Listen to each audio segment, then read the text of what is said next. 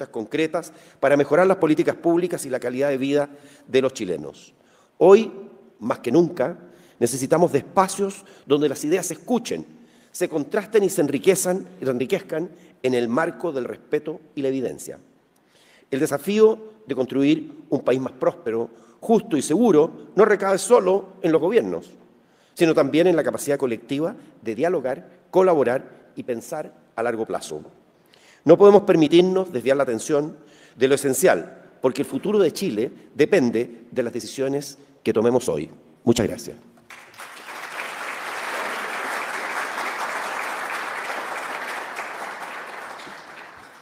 Agradecemos sus palabras. Ahora invitamos a exponer al señor Johannes Kaiser, candidato presidencial.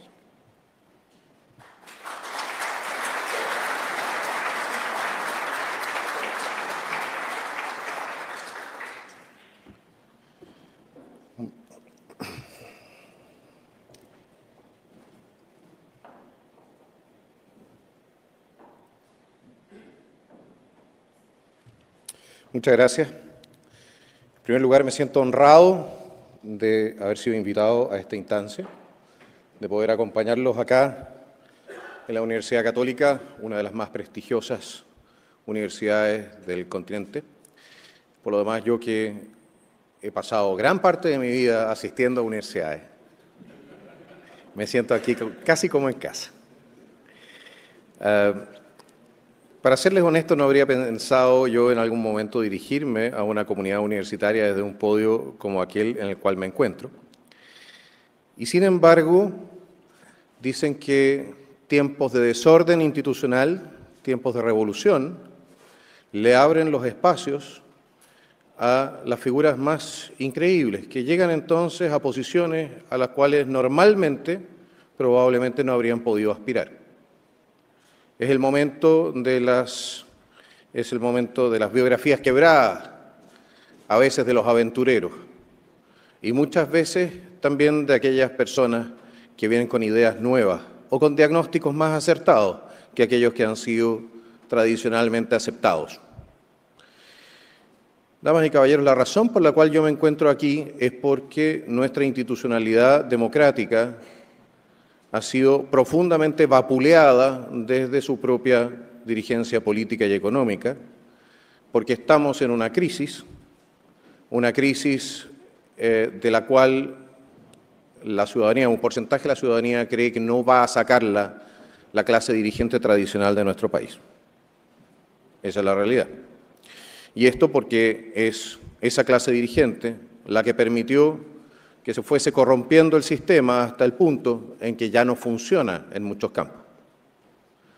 Las políticas migratorias del laissez-faire, de las cuales somos testigos los últimos 8 o 10 años, afectaron profundamente a las clases trabajadoras de nuestro país en materia de lo que fueron su nivel de ingreso. Las reformas tributarias resueltas por el poder político, especialmente desde la izquierda, pero lamentablemente no con suficiente oposición de quienes defienden el libre mercado, detuvieron entonces el crecimiento económico, al mismo tiempo que importábamos cada vez más gente a nuestro mercado laboral, saturábamos nuestras capacidades de entregar servicios sociales y la gente se sentía cada vez más desamparada. En paralelo, grupos políticos que habían plantado bandera de refundar o subvertir cuanto menos todo el orden establecido, avanzaban sobre el sistema político y lo desestabilizaban.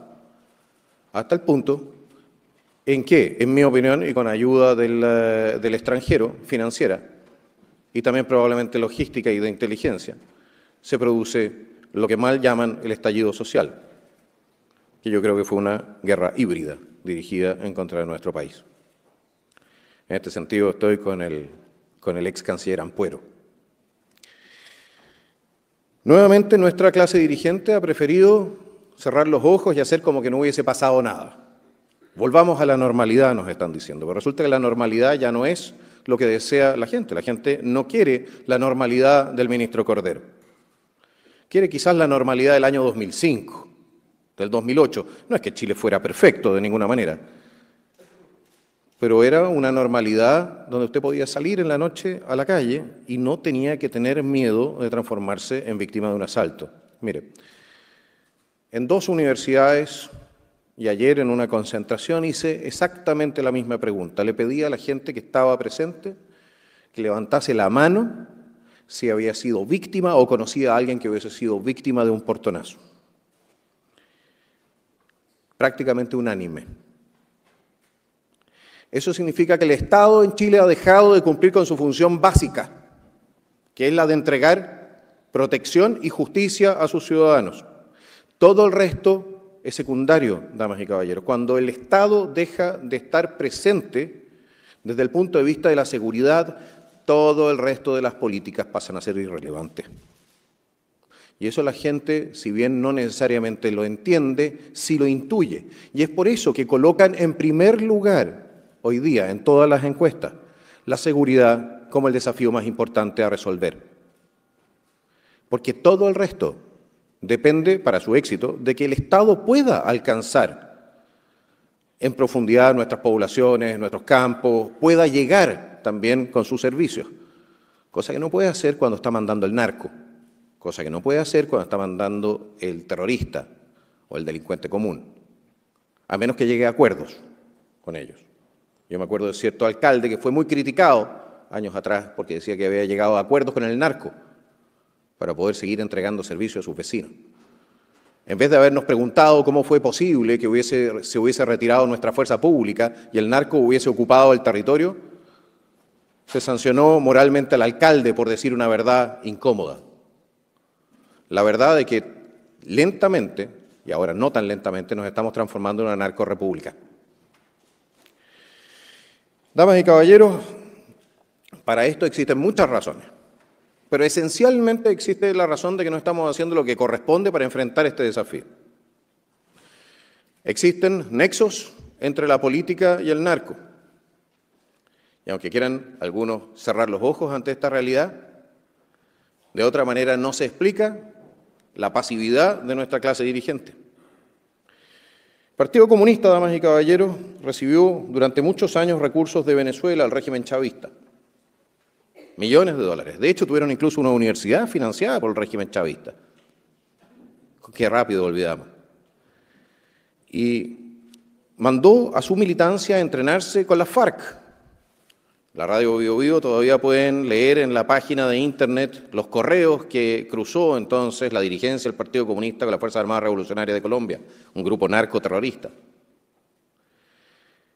¿Cómo es posible que nosotros en un país razonable tengamos en nuestras organizaciones de seguridad y justicia, al mando de las cárceles donde está el Tren de Aragua, que se dice es un brazo del régimen de Caracas, a ese Partido Comunista? A ver, ¿estamos todos locos? ¿O simplemente no nos queremos hacer cargo del elefante en la habitación en materia de seguridad? Hace no 1 año y medio atrás, la ministra Toa enfrentaba al Partido Comunista, porque el Partido Comunista había reclamado por un allanamiento en Villa Francia, donde habían requisado armamento que había sido utilizado en distintas operaciones delictuales. El Partido Comunista reclamaba contra el allanamiento ¿Y las acciones legales contra dicha organización? ¿O la resolución del presidente Boric que dice entonces tener una mayor distancia respecto a estas organizaciones? ¿Qué pasó ahí?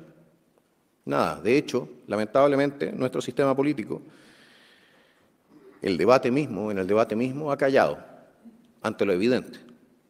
Y ahora tenemos a una persona que me cae muy bien. Personalmente, creo que tiene un ángel, la ministra Jara, la ex ministra Jara, pero que lleva al Partido Comunista a ser el referente en la alternancia en el poder en nuestro país. Un partido que tiene estas relaciones que yo les he mencionado.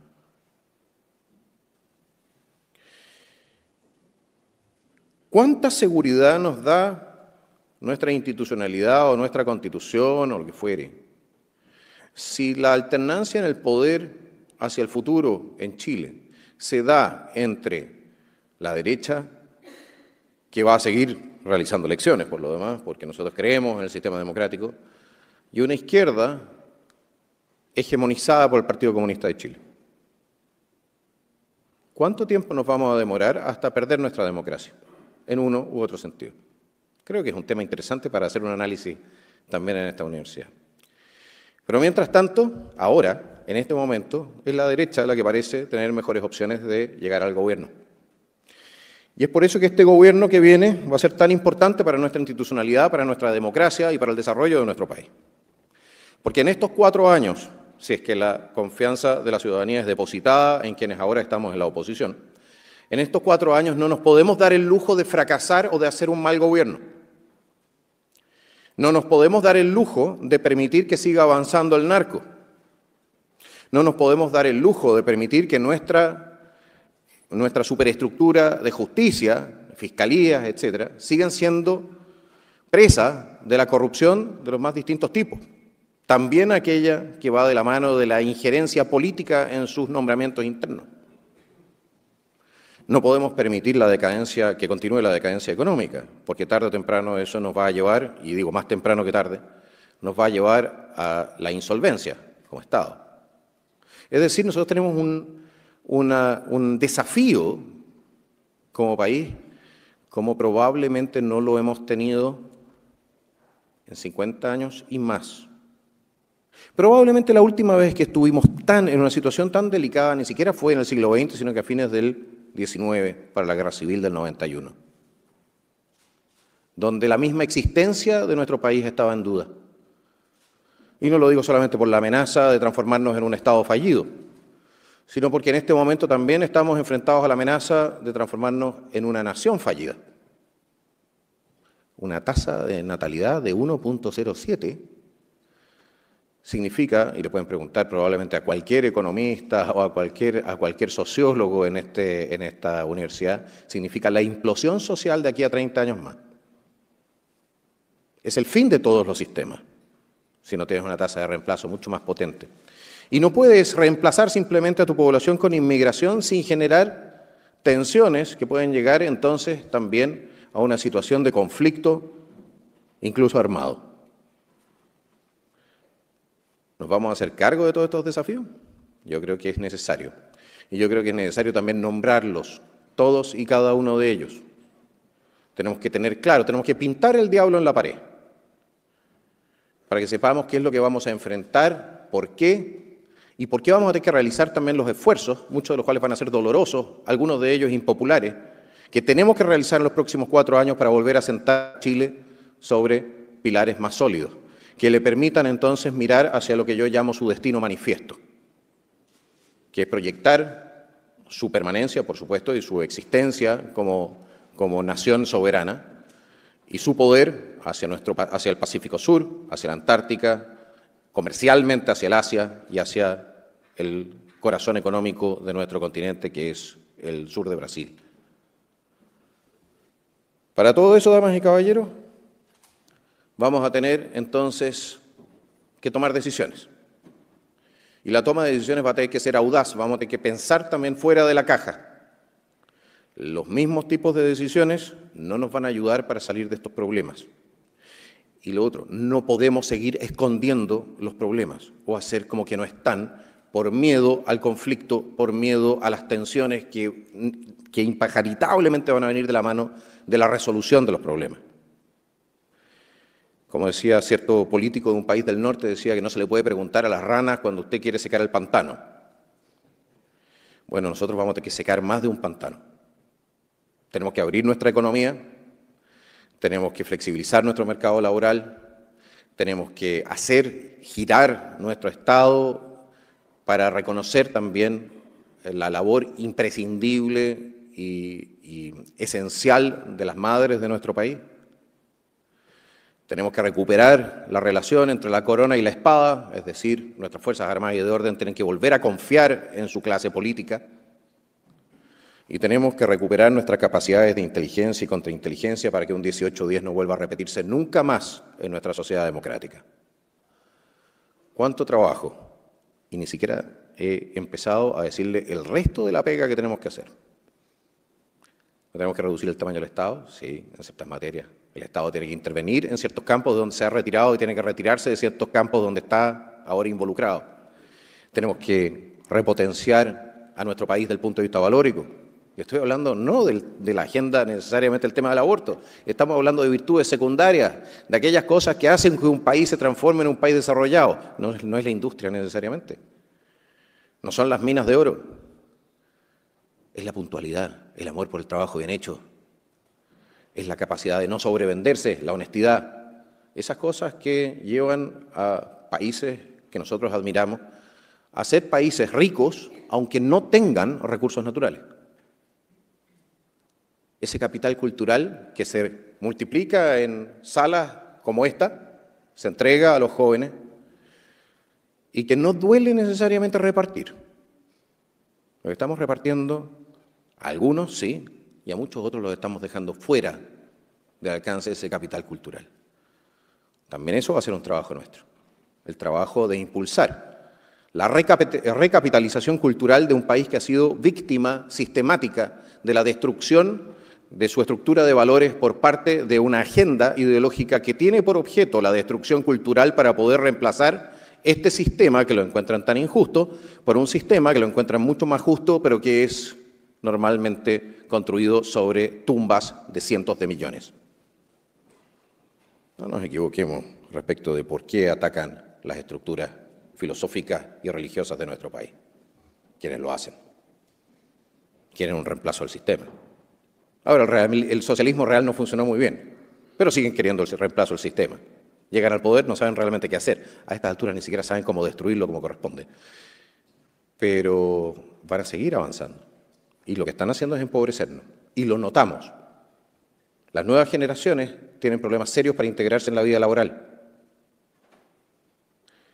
Y por lo demás, todas las generaciones tienen un problema serio para distinguir entre lo que es un derecho y lo que es una aspiración. Eso también nos genera problemas serios en materia política y en materia de poder cumplir con las expectativas de la ciudadanía. Nuestra propuesta, por lo tanto, es una propuesta quizás un poco fuera del marco de lo que ha sido normalmente la política en los últimos 20 años, cuanto menos. Nosotros proponemos sangre, sudor y lágrimas, proponemos hacer cumplir la ley desde de capitán a paje, proponemos volver a las bases de la República. No somos revolucionarios. Queremos reconstruir la institucionalidad nacional sobre las bases de lo que nos ha dado nuestra civilización occidental. Ese es el proyecto nacional libertario y los dejo a todos convidados a sumarse a él. Muchas gracias.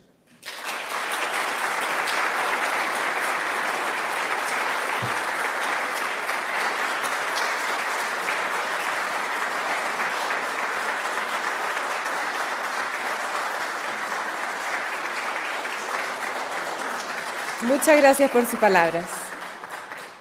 Iniciaremos los paneles de conversación divididos en 3 partes. El primer módulo tratará el tema Programa de Seguridad. El segundo módulo, el tema Programa de Economía. Y el tercer módulo será con preguntas abiertas. Para comenzar con el primer módulo, invitamos a tomar asiento al candidato presidencial, señor Johannes Kaiser, y a los periodistas Marlene Yiguren, Néstor Aburto y Mónica Pérez. Este módulo será moderado por Karin Moore, coordinadora legal de CLAPES UC.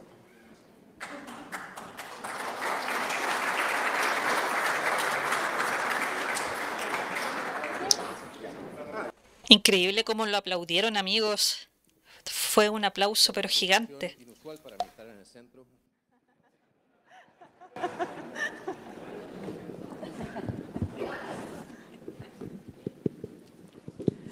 Muy buenas tardes, un gusto saludarlos en esta última versión del ciclo de seminarios de candidatos presidenciales antes de la segunda vuelta.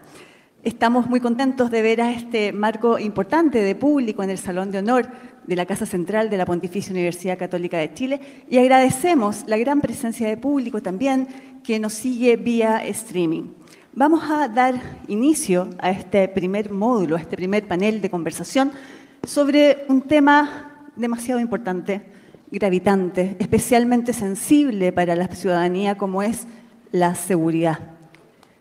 Damos las gracias a los periodistas que hoy día nos acompañan, Mónica Pérez de Canal 13, Marlene Yiguren de El Mercurio y, por supuesto, Néstor Aburto de Bio Bio. Muchas gracias. Sin antes dar las reglas, ¿no es cierto?, de esta conversación en la tarde de hoy, pues tenemos un cronómetro frente a ustedes, pueden verlo, ¿no es cierto? Les pido que por favor no lo olviden y no lo pierdan de vista, pues la conversación va a ser de la siguiente manera, candidato Kaiser.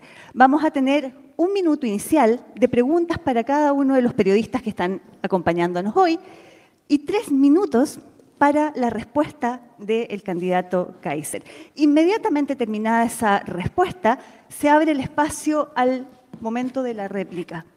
Entonces pueden ahí hacer una o varias preguntas, pero en 1 minuto. Y el candidato va a tener solo 1 minuto para responder a esa réplica.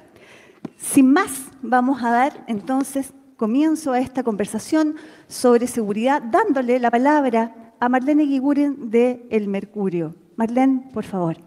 Muchas gracias, Karin. Muchas gracias, candidato Kaiser, por estar acá. Me oigo bien, ¿verdad? Gracias a todos también por estar acá. Tengo que hablar más cerca. Ahí lo agarré. Ya. Usted hablaba recién que sin seguridad, que es el tema que nos convoca ahora, todo el resto no importa. Hay partes donde el Estado de Chile ya no puede entrar. Hay un ejemplo claro, que es Temucuicui. El Estado no puede ni siquiera censar, no se pueden hacer planes de vacunación. Se trató hace unos años atrás de entrar con un contingente de la PDI, más de 800 hombres, y los resultados no fueron buenos. Pero, sin embargo, usted ha dicho que sí, que va a entrar, que hay que hacer allanamientos, que hay que desarmar esos territorios, específicamente Temucuicui. Yo me pregunto, ¿cómo lo va a hacer? Bueno, en primer lugar, usted tenga presente lo siguiente. Si efectivamente sigue existiendo la misma resistencia que en su momento, nosotros probablemente lo que hagamos sea dar la orden. Mire, es bien interesante. Tenemos la opción de hacerlo a través del estado de emergencia. Yo creo que si existe mayor resistencia, vamos a hacerlo a través del estado de sitio acotado a esa zona específica, para darle a nuestros carabineros el respaldo de la Fuerza Armada que requieran para someter y sofocar todo tipo de resistencia armada. ¿Cómo? Ese no es problema mío. Ese es problema de los técnicos en la materia. Los técnicos, los profesionales en esta materia son los uniformados.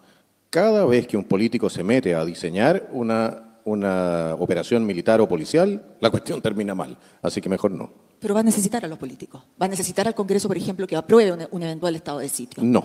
Lo que yo necesito es la aprobación del Congreso para mantener el estado de sitio, pero no para declarar. El estado de sitio necesita el Congreso. Los primeros 5 días nomás puede estar. Exactamente, pero si la idea pero con no es, el estado de sitio acotado. Pero si la idea no es acotado territorialmente, no en sus efectos. ¿De acuerdo? Y el estado de sitio efectivamente permite solamente la restricción de la libertad de reunión, pero cambia las normas de uso de la fuerza. Se empiezan a aplicar los criterios para lo que son los conflictos armados internos, no las reglas de uso de la fuerza que están en los reglamentos para tiempos de paz. ¿Me explico? Sí. Esa es la gran diferencia. La gran diferencia radica en cuál es la intensidad de fuerza que usted puede utilizar. Hoy día, por ejemplo, le voy a dar un ejemplo. Si a usted en una patrulla de carabineros o una patrulla militar le disparan desde un bosque, usted no puede disparar de vuelta al bosque. Usted tiene que primero identificar a la persona que le está disparando. Es decir, tiene que ir a buscarlo literalmente, ¿no? Identificarlo y luego recién podría disparar. Eso respecto de organizaciones que están armadas, con armamento de guerra, con entrenamiento paramilitar, algunos de ellos se entrenaron en Venezuela o en Colombia, es casi una invitación a la muerte cierta de los operativos de nuestro Estado. Otra cosa es cuando usted puede disparar y hacer fuego de supresión sobre la zona. ¿Me explico? Y eso lo puede hacer usted en un estado de sitio, pero no lo puede hacer en la situación actual.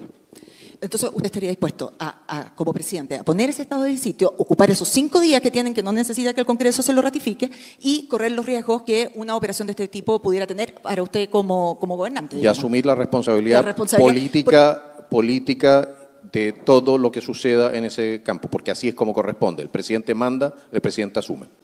Para que vuelva a haber esa confianza que decía usted entre la corona y la espada. Así es.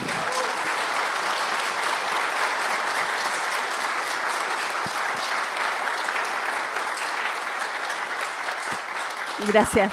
¿Vamos con la réplica? Yo creo que tuvimos la pero réplica. tienes un minuto, Marlene, para contrapreguntar. Aprovechelo. No, en ese caso, este tipo de asuntos, usted ha dicho que se quiere salir de ciertos tratados internacionales, pero esto a usted lo van a perseguir o lo van a acusar, digamos, desde organismos internacionales, precisamente si es que usted hace un operativo como el que recién estamos hablando. De hecho, en Brasil, o sin ir más lejos, ocurrió la semana pasada, y eso, a ese tipo de estamentos está empezando a crecer lo que ocurrió en Río de Janeiro. Quiero decir una cosa, si la burocracia internacional se ha transformado en un problema en materia migratorio y se transforma también en un problema para mantener nuestra seguridad interior, tengan absolutamente claro que nosotros somos un país soberano que toma sus propias decisiones y yo no estoy dispuesto a sacrificar a mis ciudadanos para que un par de activistas políticos en Nueva York se sientan bien y puedan entonces andar paseando con Greta Thunberg por el Mediterráneo. Me da lo mismo lo que digan, honestamente. No es tema, por lo tanto. No es tema, por lo tanto. ¿Cómo? No es tema. No, lo que pasa es lo siguiente, yo no me debo a organizaciones internacionales. Yo soy, si me eligen, presidente del pueblo de Chile, así como he sido diputado por el Distrito 10. Y me debo a la gente que me eligió y a sus intereses, no a los intereses de alguna organización internacional con dudosa capacidad a estas alturas de resolución de conflictos. Muchísimas gracias, candidato Kaiser. Muchas gracias, Marlene. Vamos entonces con Néstor Aburto de Radio Bio Bio. Candidato, partamos de inmediato. Es que nos están viendo en todo el país, entonces vamos a hablar claro. Ok, aquí se viene la artillería más pesada. No, vamos a partir de inmediato, candidato, porque lo he escuchado, lo he estudiado, obviamente, y hay un punto que me llama mucho la atención. En Chile hay separación de poderes, y usted habla de la cárcel, de enviar a la cárcel, lo dijo en el norte, lo ha dicho en la zona central del país, en la macrozona, etcétera. Y la pregunta es, ¿cómo lo va a hacer si la labor que usted se le va a encomendar a partir del 11 de marzo tiene que ver de nivel preventivo? Es decir, desde ese rol usted hace las propuestas, porque lo otro sería enviarle un mensaje al tiro, y se lo pido entonces a los ministros de la Corte Suprema. No, mi rol no es preventivo exclusivamente, mi rol es represivo. Yo juro a cumplir y hacer cumplir la Constitución y las leyes. Y por lo demás, de la mano de lo que es la Constitución, tengo que velar también por la correcta conducta ministerial de los jueces. Esa es no es solamente una facultad, es una obligación del presidente de la República y lamentablemente no se ha ejercido con la intensidad que debiese ejercerse. Por lo demás, si yo tengo la impresión, no olvide que nosotros estamos proponiendo, somos la única candidatura que propone una reforma de la Fiscalía y del Poder Judicial para hacernos cargo de los problemas de persecución que existen en este momento. Una reforma al sistema procesal penal. Que deje de ser garantista, por lo que leo en su programa. Que deje de ser garantista sin, por ello, transformarse tampoco en su puesto. Si no se olviden, no tenemos por qué volver al sistema inquisitivo tampoco.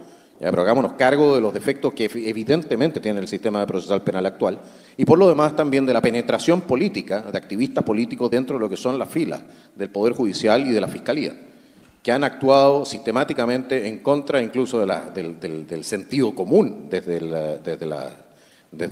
esas filas. Y decirle lo siguiente, una de las reformas constitucionales que yo quiero introducir es la posibilidad de que se pueda acusar constitucionalmente a los fiscales regionales y al fiscal nacional, no solamente a través de la Corte Suprema. O sea, generar el mecanismo para que... Tiene que haber una posibilidad de que se pueda exigir la responsabilidad política, si se puede exigir de un almirante, de un general, también de un fiscal regional. ¿De acuerdo? No puede ser que estén protegidos de esa manera. Y sí decirle lo siguiente, nuestra reforma en materia de nombramientos es lo que entrega garantía de independencia. Porque independencia no significa que usted no tenga que entregar o que responder por sus actos, ¿de acuerdo? Pero la independencia del Poder Judicial la queremos asegurar a través de sacar a los políticos de la toma de decisiones de quién llega a qué cargo dentro del Poder Judicial. Con eso vamos destruyendo redes. ¿Pero usted quiere la alta dirección pública? No, yo quiero el sorteo. ¿Me puede repetir? Porque no el sorteo. A personas, a candidatos que hayan cumplido con ciertos requisitos específicos. Yo tengo una reforma presentada, que hayan cumplido con ciertos requisitos específicos, cuando se forma la terna, se forma la quina, ¿ya? O en una bolsa de sorteo más amplia, ¿sabe qué? Haga correr la bolita, saque los dedos de los políticos del sistema. Y usted va a ver cómo van a empezar a fallar de manera distinta los jueces, van a empezar a fallar más en derecho y menos mirando qué es lo que le conviene, qué es lo que conviene políticamente para poder seguir avanzando en la carrera judicial. Por lo demás, el sistema de sorteo es ultra y muy democrático. Ya se utilizaba en tiempos de la antigua Grecia.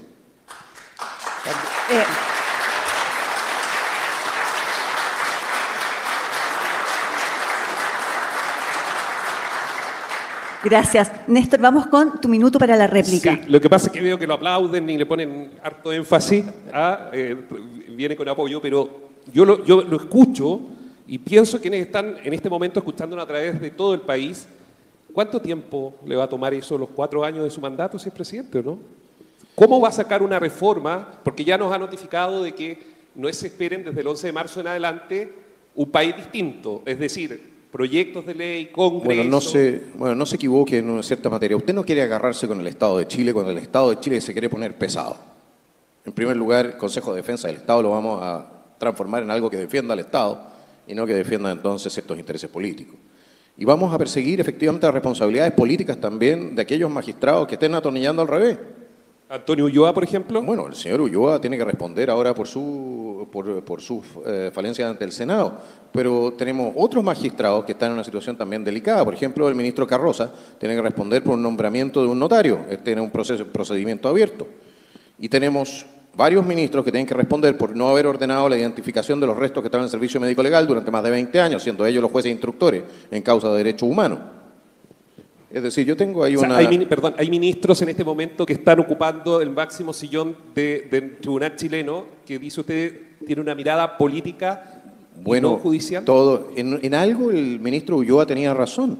Si por algo estoy proponiendo la reforma del sistema. Yo no los quiero condenar a ellos. Ellos son el resultado, han llegado a donde llegaron, en razón de un sistema diseñado por los políticos para que funcionase así, con besamano, ¿ya? Y cuoteado. Lo cual es una vergüenza, incluyendo el Tribunal Constitucional. Entonces, es besamano y cuoteado. Y después aparecen ciertos colegas y levantan y ponen el grito en el cielo porque es con besamano y cuoteado. A ver, yo aprobé que haya pasado la acusación de Ulloa a la Corte Suprema, pero seamos de una vez por todas consecuentes. Si no queremos que esta cuestión sea con besamano y cuoteado, entonces eliminemos la influencia de los políticos en lo que es el sistema de nombramiento. Gracias. Estamos proponiendo. Gracias, candidato. Muchas gracias, Néstor. Finalmente, el turno...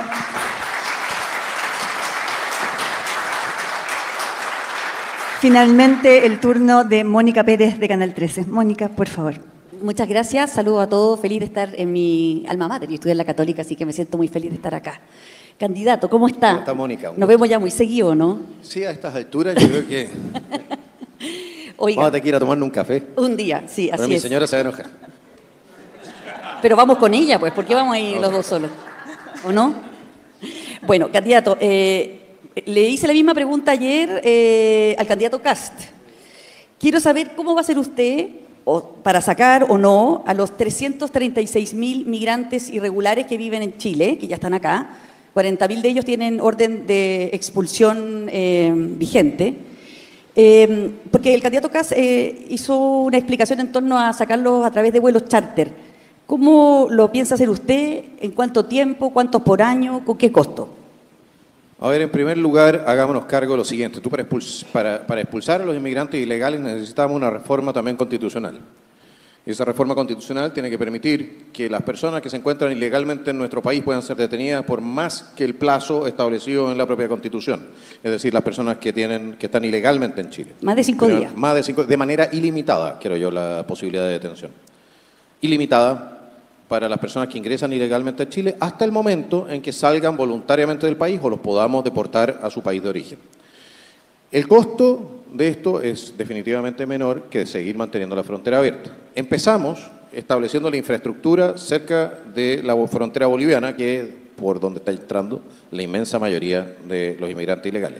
¿Le pegamos un apretón? Sí, le pegamos un apretón a La Paz, porque allá está el gobierno, allá está... O sea, no le voy a pegar un apretón al sistema judicial boliviano que se encuentra en Sucre, ¿de acuerdo? Es que yo estoy preguntando por los que ya están en Chile, por no eso, por los que puedan entrar en el futuro. Es que espérese, lo que pasa es que usted, para que poder reconducir, entre otras cosas, requiere que Bolivia esté dispuesto a recibir. Yo no puedo reconducir directamente a Venezuela, por ejemplo, ¿ya? Pero sí puedo generar las condiciones e incentivos para que los propios venezolanos que están ilegalmente en nuestro país abandonen el país. Ese es un punto. O sea, para que las autoridades bolivianas permitan la reconducción. Por ejemplo, pero usted cree que con palabras suyas como la que dijo es de que La Paz no se va a llamar La Paz, ¿le va a ir bien con esa negociación? ¿Por qué no me deja terminar con la respuesta si los periodistas... Bueno, ya, dele. Ya, pues, dele, ya. Entonces, ¿usted quiere la planificación? Se la doy. Ya, si no, Ya, cambiamos de reconducción tema. con Bolivia. Ya. Entonces, primero ordenamos nuestras relaciones con Bolivia, que es esencial tenerla en un buen pie y en un pie de cooperación en esta materia. Segundo lugar, establecemos centros de detención cerca de la frontera de Bolivia, que es a donde van a llegar todas las personas que están ingresando a nuestro país o que sean identificadas dentro de nuestro país, que están ilegalmente en nuestro país y no tienen un título de permanencia. A esos centros los vamos a conducir y de esos centros van a poder salir única y exclusivamente hacia el extranjero.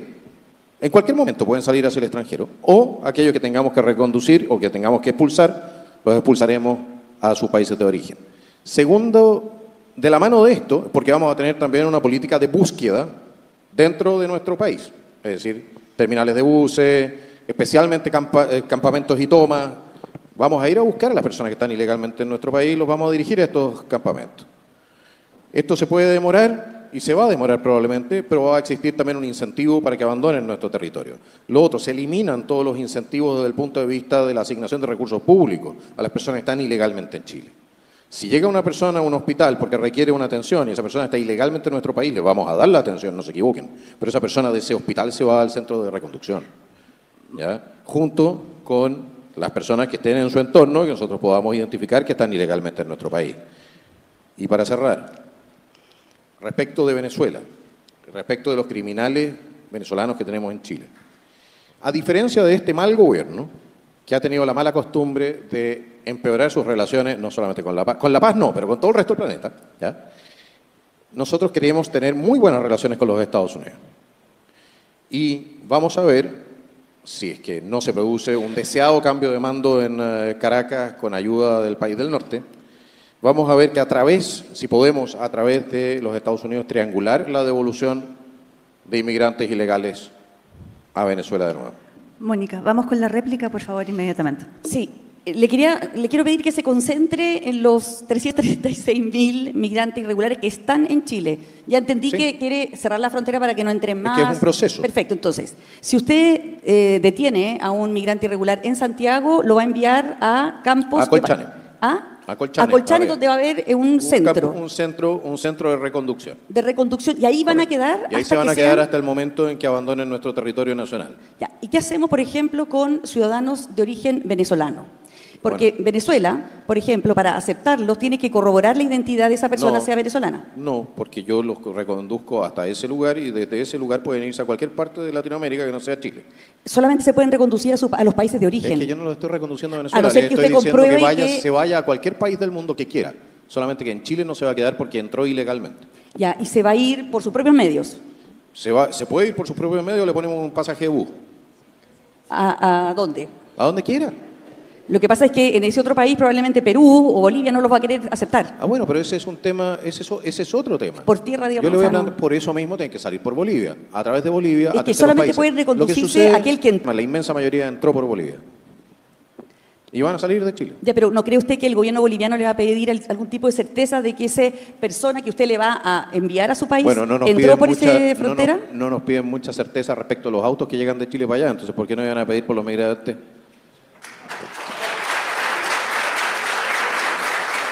Ya.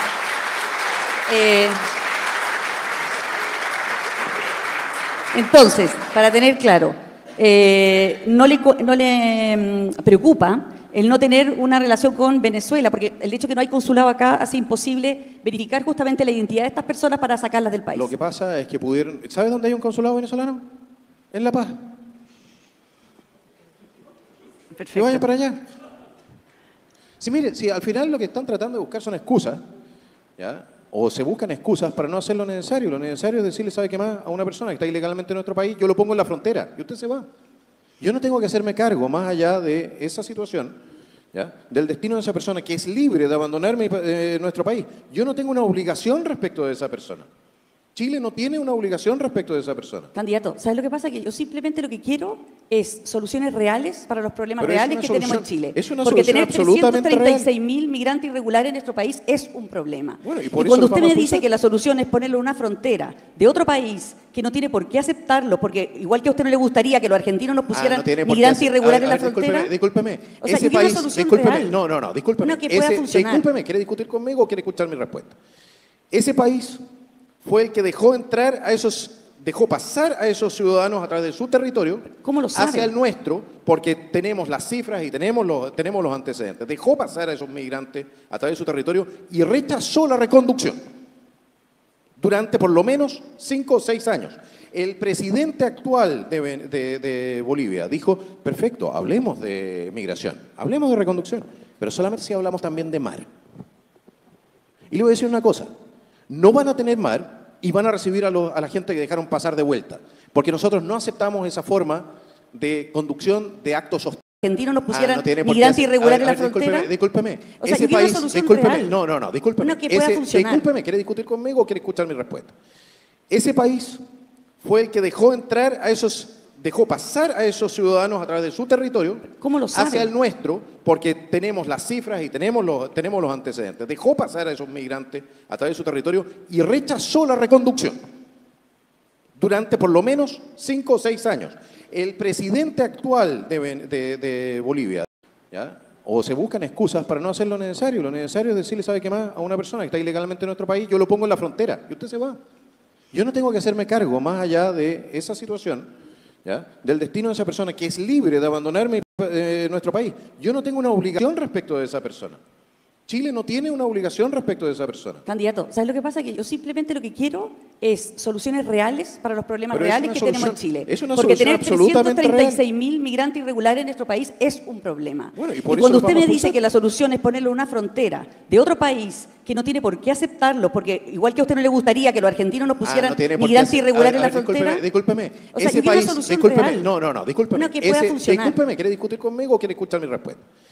Ese país fue el que dejó pasar a esos ciudadanos a través de su territorio ¿Cómo lo sabe? hacia el nuestro, porque tenemos las cifras y tenemos los antecedentes. Dejó pasar a esos migrantes a través de su territorio y rechazó la reconducción durante por lo menos 5 o 6 años. El presidente actual de Bolivia dijo, perfecto, hablemos de migración, hablemos de reconducción, pero solamente si hablamos también de mar. Y le voy a decir una cosa, no van a tener mar y van a recibir a la gente que dejaron pasar de vuelta, porque nosotros no aceptamos esa forma de conducción de actos hostiles. Existe un paper bien interesante, se los recomiendo, que se llama El arma de inmigración masiva, publicado en la academia en West Point. Gracias, Léanlo. candidato. Estamos poniendo punto final al panel de seguridad. Nos excedimos un poco en los tiempos. Les pido que por favor nos ajustemos en el próximo módulo, que es sobre crecimiento económico y que va a estar moderado por el coordinador macroeconómico de CLAPES-UC, Germán González.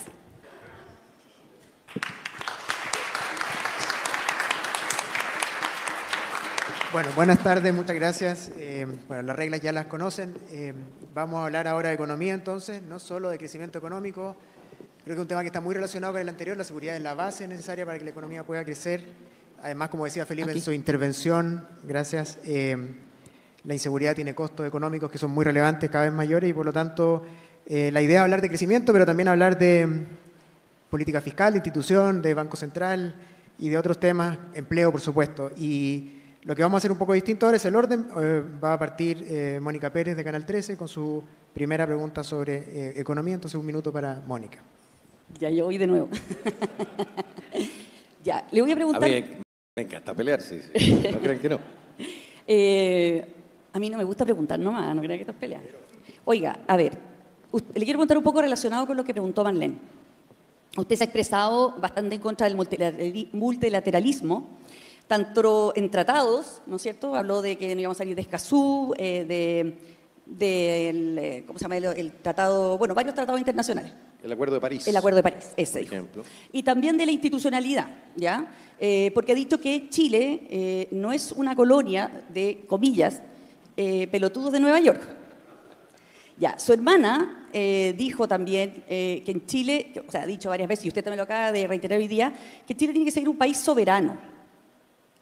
En ese contexto, a mí me preocupa saber qué piensa usted sobre los tratados de libre comercio que tiene firmados Chile y los tratados de inversiones que tiene firmados Chile, porque de alguna manera esos tratados también son una cesión de soberanía. A ver, en primer lugar, no lo son. Son una garantía para hacer negocios. ¿De acuerdo? Los tratados comerciales que a mí podrían llegar a complicarme son aquellos que nos obligan a tomar decisiones políticas dentro de nuestro país que no tienen nada que ver con el tema comercial o económico. Eso sería, por ejemplo, cuando la Unión Europea tiene la mala costumbre de hacer ese tipo de formular ese tipo de tratados. Entonces, a cambio de permitirle a uno poner un pie en su proteccionista mercado, lo obligan a uno a empezar a modificar, por ejemplo, sus políticas internas, por ejemplo, con temas de cuotas de género. Algo inaceptable.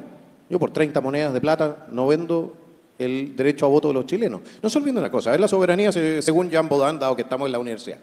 Jean Baudin es considerado el padre de la ciencia política. Y Jean Baudin describió la soberanía como la facultad de tomar la última decisión en materias de Estado.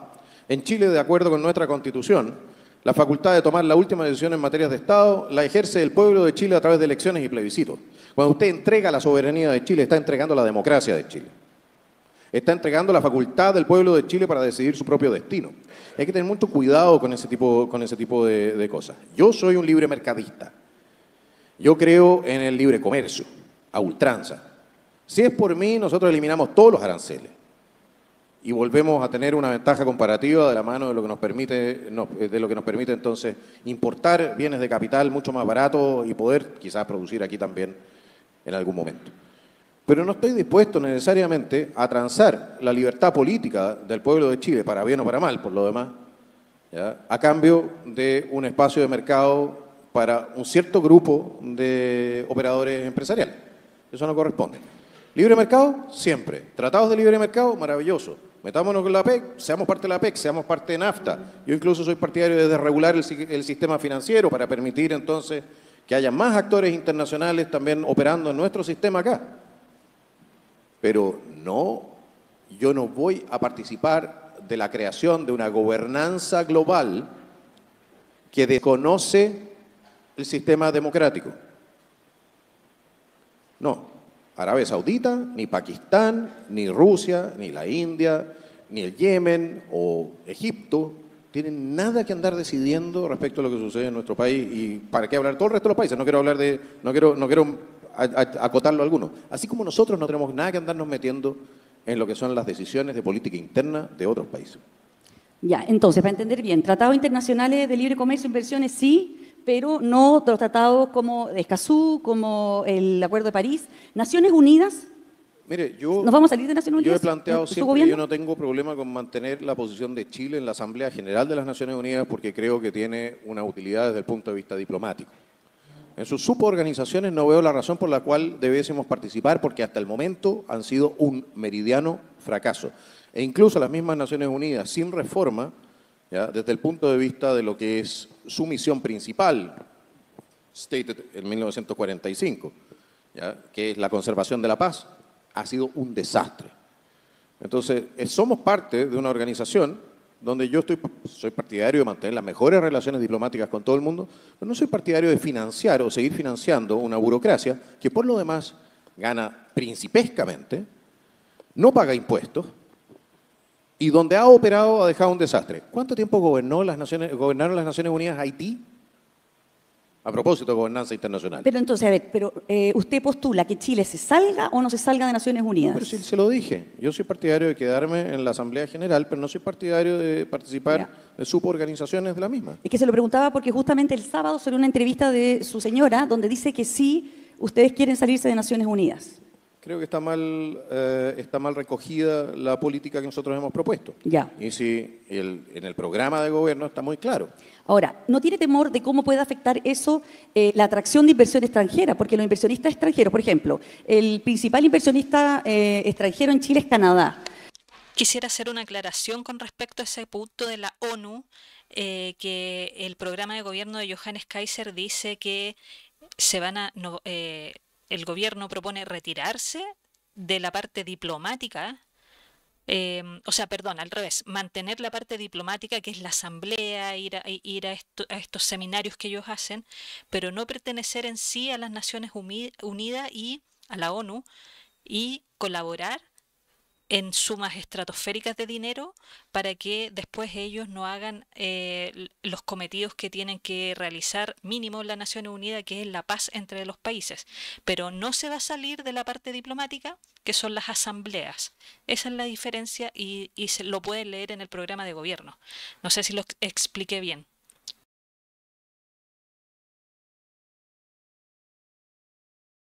Y Canadá elige Chile para invertir acá justamente por los tratados internacionales que Chile ha firmado, por ejemplo, en sustentabilidad, en protección al medio ambiente, en una serie de derechos que son valorados internacionalmente. No, Canadá decide invertir en Chile porque en Chile puede ganar plata. Gracias. Gracias, Mónica. Sí, gracias. Aquí nadie anda haciendo caridad porque es que somos sustentables, ni mucho menos. Y si fuese por eso, entonces no habría una sola empresa canadiense invirtiendo en China, que de sustentable tiene poco, creo yo. Muy bien, muchas gracias. Gracias, candidato. Tomen cachito de goma, les dijo. Muy bien, entonces ahora es el turno de Marlene Guiguren del Mercurio. Ya terminó usted hablando de China. Así que quedémonos hablando de China. Tenía otra, pero me tincó quedarme ahí. Usted es, en este minuto lo que marca, ¿no es cierto?, la política mundial es la tensión comercial que existe entre Estados Unidos y China. Usted se ha declarado además un ferviente admirador del presidente Trump. No sé si lo declaré así. ¿Cómo? Entonces, ¿qué piensa del presidente Trump? No, creo que tiene cosas buenas y creo que tiene cosas malas. Ya, pero de todos modos, entonces me voy a corregir, voy a hacer lo siguiente. Sí es un ferviente admirador de la cultura occidental y de los valores de la libertad que implica la cultura occidental. ¿Estoy bien? Sí. Ya. En ese ambiente, por lo tanto, ¿cómo usted pretende llevar adelante las relaciones comerciales con un país como China, con todos los problemas que sabemos que tiene China, que son más allá de problemas, pero que es un tremendo inversionista directo en nuestro país, principal receptor de nuestras exportaciones y también inversionista en la región, estratégico? Mire, en primer lugar, desde el punto de vista de la realpolitik, yo reconozco cuál es el tamaño real de Chile y reconozco cuál es el tamaño real de China. El problema de tener amigos demasiado grandes es que pueden terminar aplastándolo a uno cuando uno duerme en la misma cama. Se dan una vuelta y terminaste mal. Y eso no sucede tanto con los Estados Unidos como nos puede pasar con China o con cualquiera que lo reemplace. Entonces el objetivo aquí es no poner todos los huevos en una canasta, es tratar de diversificar lo más posible nuestros destinos de exportaciones y por supuesto que tenemos que hacernos cargo de lo que son nuestros intereses nacionales.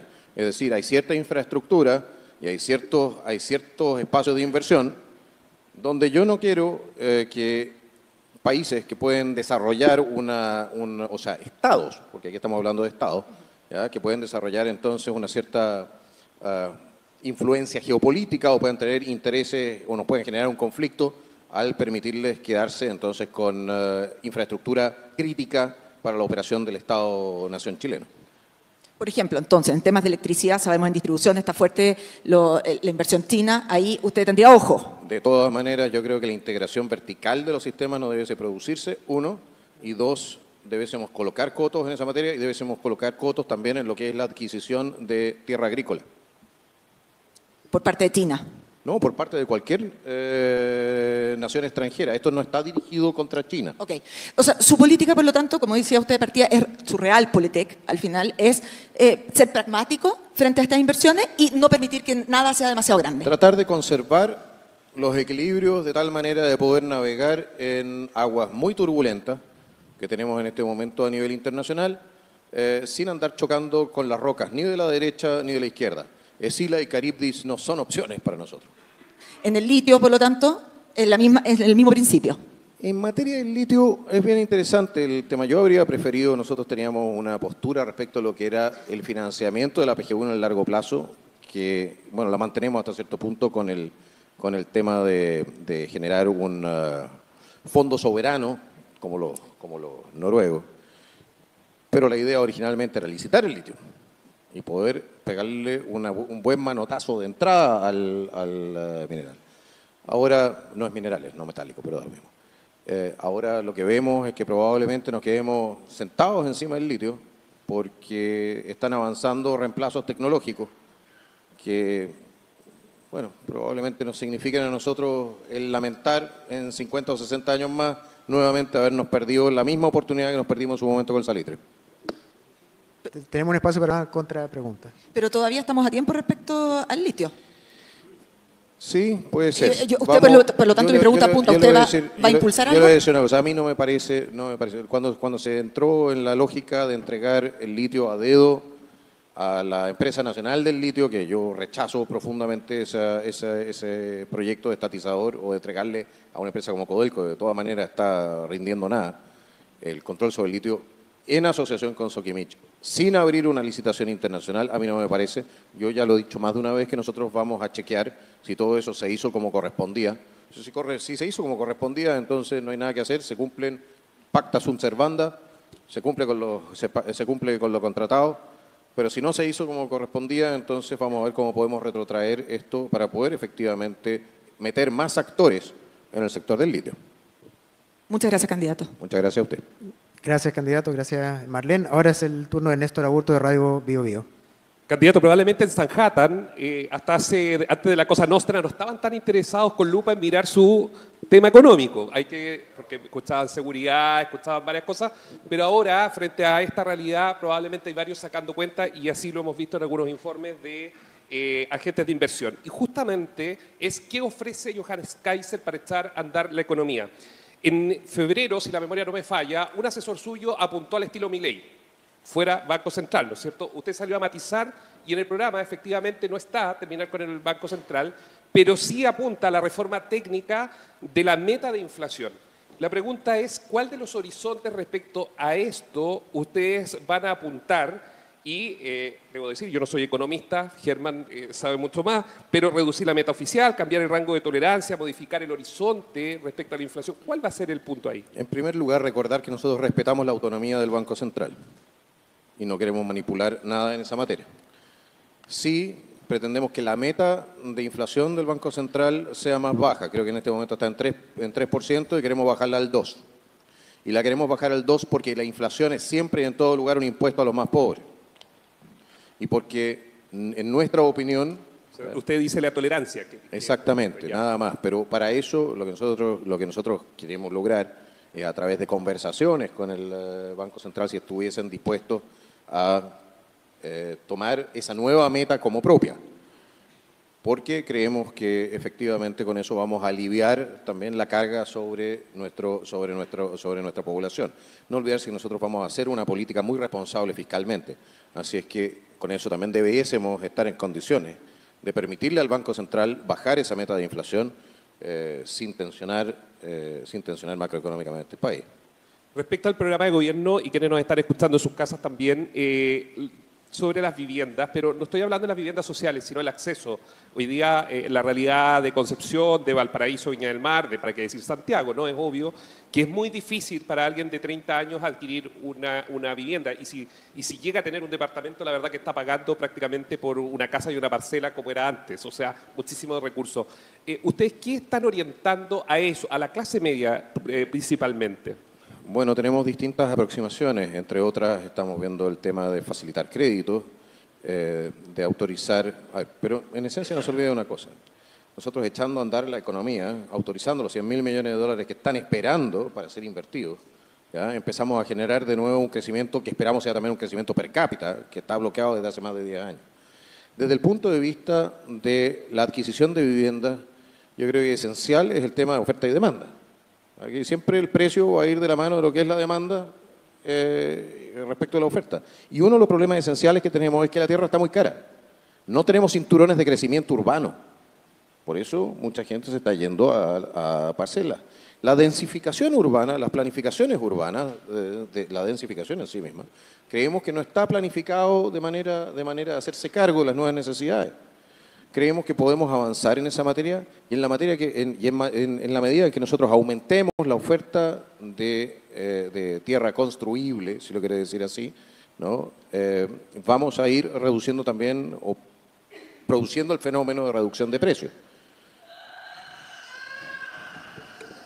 ¿Está bien?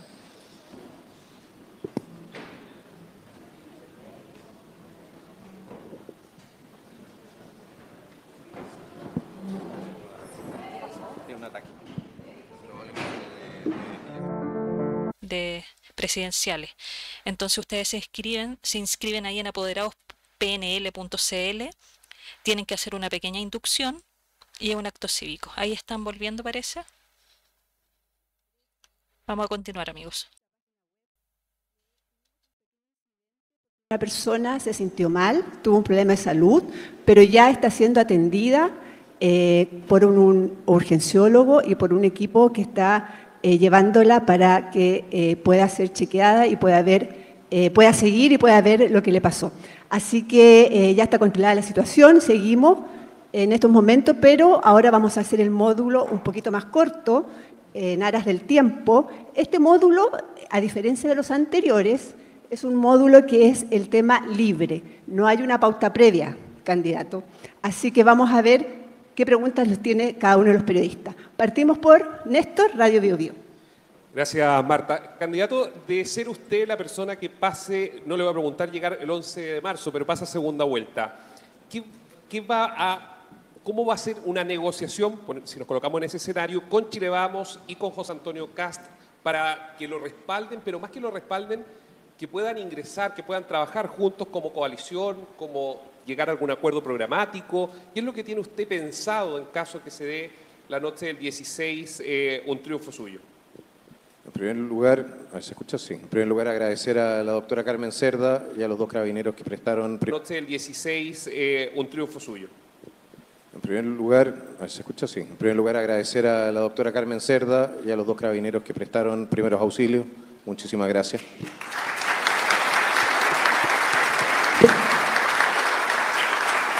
Y desearle todo lo mejor a la dama que tuvo esta situación. Respecto de su consulta, la verdad es que el día 17 se reordenan las cartas. Yo espero que más allá de lo que sean las heridas de combate de esta primaria de la derecha, todo el mundo se disponga a ayudar a sacar el mejor resultado en segunda vuelta. Yo sí pierdo, y lo he planteado en más de una ocasión, yo no me pierdo en materia de mi respaldo al candidato de la oposición.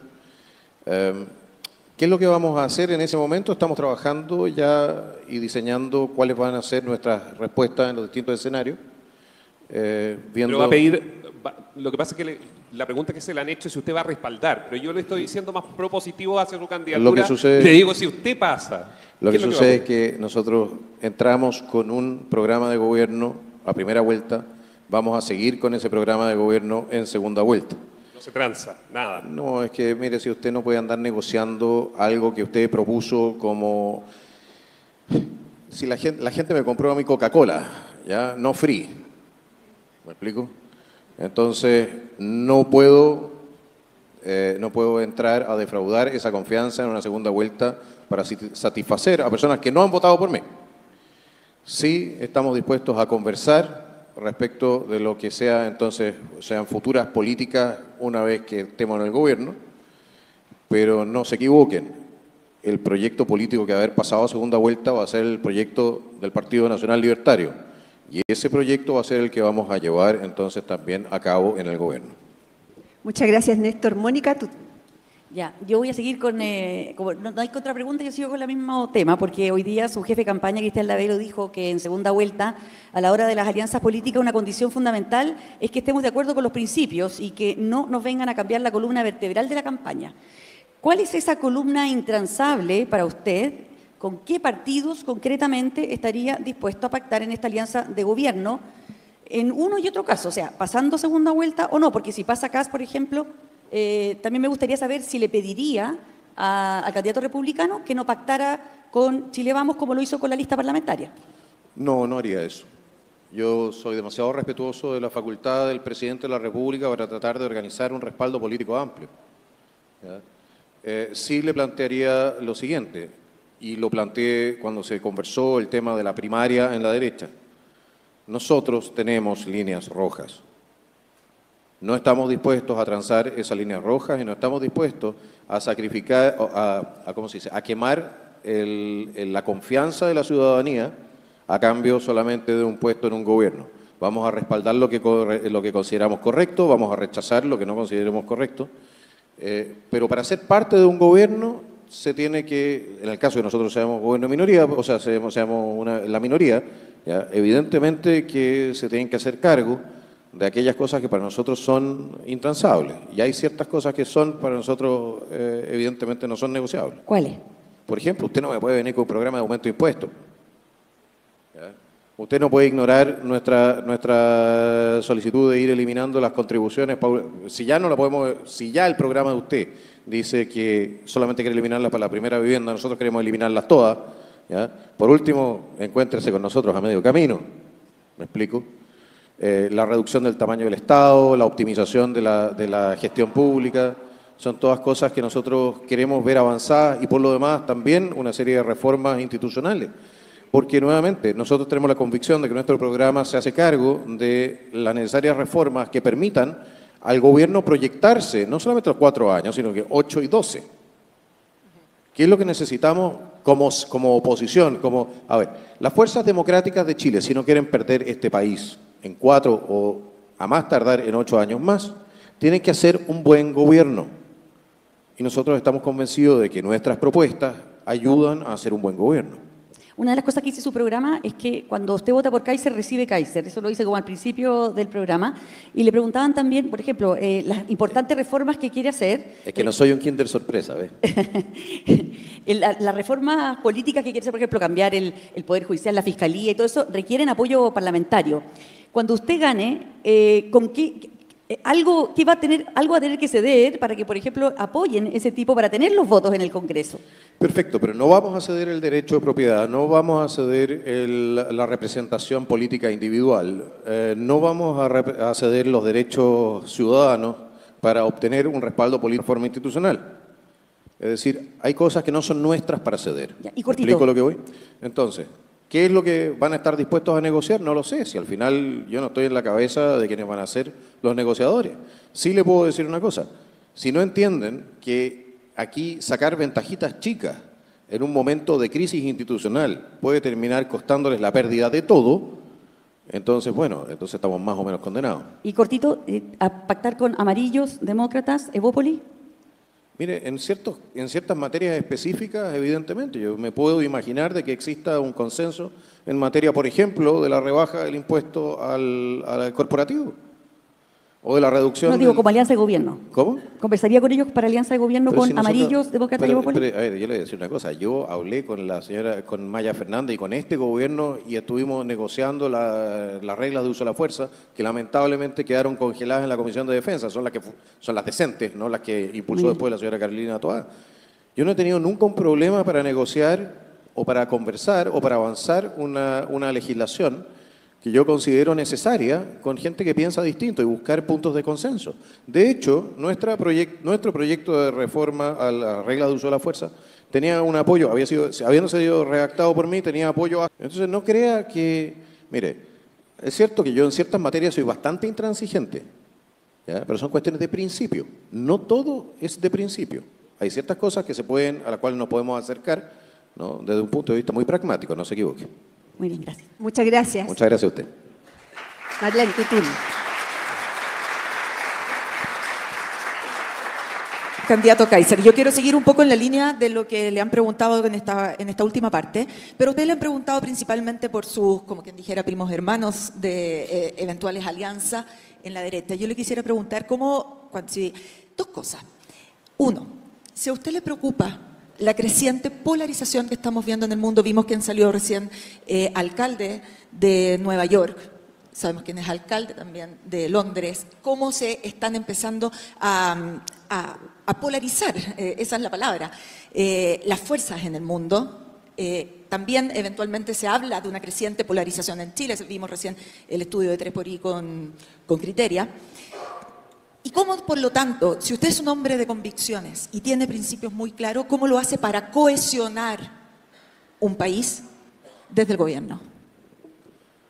En primer lugar, habiendo vivido en Europa durante 20 años y habiendo visto la decadencia sistemática del continente de la mano de malentendidas políticas que ignoraban las diferencias culturales, ignoraban también los intereses de los distintos pueblos en beneficio del libre, ¿cómo se llama? De la libertad de capitales, comunicaciones y de personas. Le voy a decir una cosa, yo creo que Occidente está en un punto que puede ser llamado también de no retorno. Cuando usted no está ni siquiera de acuerdo sobre si existe la verdad, entonces tenemos un problema porque ya no hablamos el mismo idioma. Existen entonces filosofías que rechazan la misma existencia de la verdad y se han transformado en política, y de hecho en política pública. ¿Para qué voy a hablar de lo que ha hecho Estados Unidos o lo que ha hecho, o sea, no Estados Unidos, pero Europa respecto de lo que ha sido la inmigración masiva desde el mundo musulmán? Quien quiera entender eso, le recomendaría leer alguna vez a Oriana Fallaci, una tremenda periodista que fallecía, que fue la única que entrevistó por lo demás al Ayatollah Khomeini, ¿no? Pero nosotros, siendo acá quizás el bote salvavidas del mundo, por algo llegaron mis antepasados aquí también, y los de muchos de los que están aquí presentes, nosotros tenemos que velar efectivamente por mantenernos cohesionados y por recuperar nuestra unidad. Para eso tenemos que ir cerrando también las heridas del siglo XX sin abrir heridas en el siglo XXI. Y tenemos que avanzar, damas y caballeros, en formular una política y articular cuáles van a ser nuestros objetivos como país para los próximos 100 años. Solamente sabiendo a dónde queremos llegar, sabemos por dónde tenemos que ir. Y la definición de esa ruta tiene que ser hecha en lo posible, en consenso con la inmensa mayoría de los sectores políticos, que sean democráticos y respetuosos de la institucionalidad republicana. ¿Usted va a fomentar, por ejemplo, una hoja de ruta de ese tipo? Absolutamente. Yo creo que nosotros en varias materias tenemos que recuperar la capacidad de generar políticas de Estado. Como, por ejemplo, generar una comisión, así como que diga Chile 2050. Mira, a mí me carga la 2050, esa es la nueva fecha de la agenda. Por decir. Póngale el 2049 ya. Ya, eso, 2049. Para que no calce con el número. No, el punto en esencia es el siguiente. Por ejemplo, nosotros como país y todos los sectores políticos debiésemos ponernos de acuerdo en cuál va a ser nuestra gestión diplomática con Argentina para aclarar nuestra situación de límites y nuestras demandas sobre el territorio antártico. Si Chile y Argentina no están dispuestos a cooperar en materia de lo que es el territorio antártico, a nosotros las otras potencias nos van a pasar por encima, vamos a quedar sin pan ni pedazo, a pesar de estar parados literalmente en la puerta del continente blanco. Esa es una política de Estado donde nos tenemos que poner todos de acuerdo, más allá de lo que son nuestras posiciones políticas, si es que efectivamente queremos o pretendemos abrirle el futuro a nuestro país en un espacio que va a ser tecnológicamente habitable probablemente, o va a ser explotable en 50, 70, 80 años más. Renunciar a eso es renunciar a algo que nos pertenece, que es el futuro y el destino de las próximas generaciones. Ese es un camino. Otros temas tienen que ver entonces también con la profundización de lo que es nuestra perspectiva pacífica, en el Pacífico. Y, por supuesto, la optimización de lo que son nuestras relaciones regionales. Así es que no, hay suficiente material donde nosotros nos podemos sentar a conversar respecto de políticas de Estado que se extiendan, cuanto menos, por 2 generaciones. Necesitamos ese anexo, entonces, en el programa. Lo que sucede es que este tipo de cosas se tienen que conversar una vez que uno esté sentado, efectivamente, en el sillón de O'Higgins y pueda llamar a los distintos incumbentes y presentarles un proyecto en el cual ellos también puedan introducir sus propias inquietudes. Esa es la idea. Muchas gracias. Muchas gracias a todos por la participación. Vamos a dar ahora el cierre del seminario. Le doy la palabra a Anja para que cerremos el seminario y así cumplir con este último seminario de ciclos presidenciales aquí en la Universidad Católica. Muchas gracias, Marta. A continuación, el señor Felipe Larraín entregará el libro Chile 2050, un país, 4 presidentes, al candidato presidencial, señor Johannes Kaiser.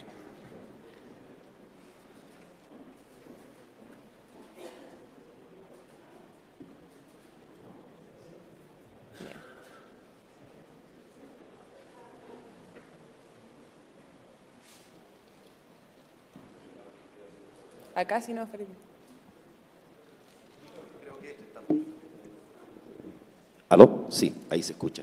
Oye, yo quiero decir que le hemos regalado el libro Chile 2050, un país, 4 presidentes, y que si hubiéramos conversado antes con Johannes Kaiser, tal vez le habríamos cambiado el guarismo. Muchas gracias.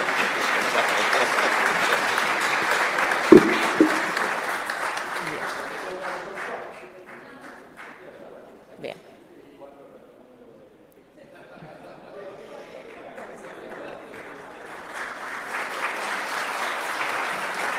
A nombre de CLAPES UC, agradecemos la participación del candidato presidencial, señor Johannes Kaiser, a los que formaron parte del panel de hoy y también a todos los asistentes. De esta manera, damos por finalizado este interesante encuentro, que es